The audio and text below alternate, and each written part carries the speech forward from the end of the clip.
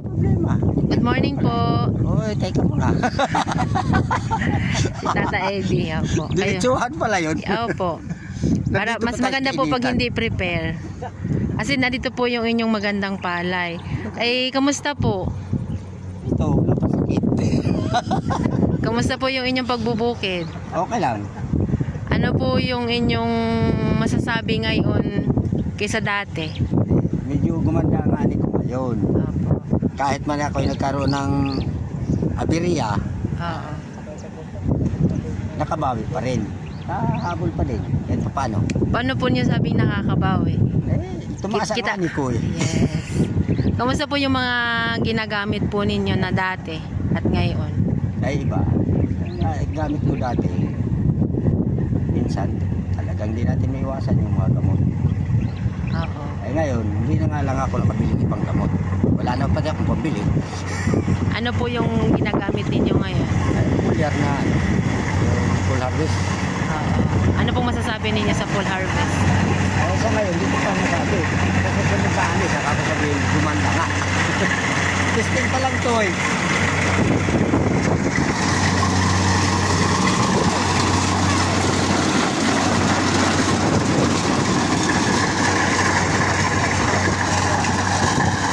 Pero po, yung testing po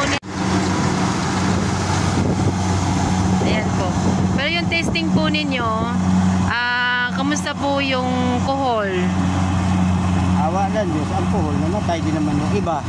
Kaso nung bumaha ay bumalik.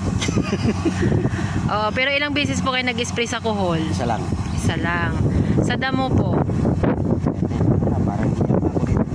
Alam mo, hindi ko sa kapila. Ako lang pag-spray ng 2,4-D. Pero dito po sa, hindi. Ay sa mga, ano pong mga chemical na nagagamit ninyo? Noon, marami. Pero ngayon, wala. Yun lang. Yung testing po ninyo ngayon ay wala? Wala. Oo. Yun po lang pang-spray sa lupa.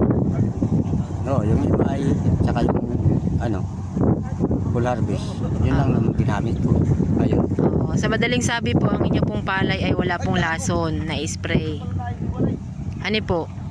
Malamang at wala akong ginamit na lason. Ayan. So, ayan po, salamat po kami po naparito, no? At para masaksihan po namin.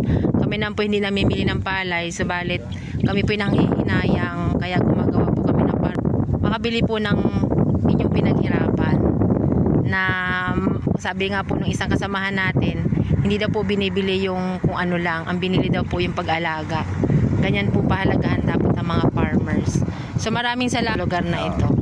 Maraming salamat po Tata Eddie.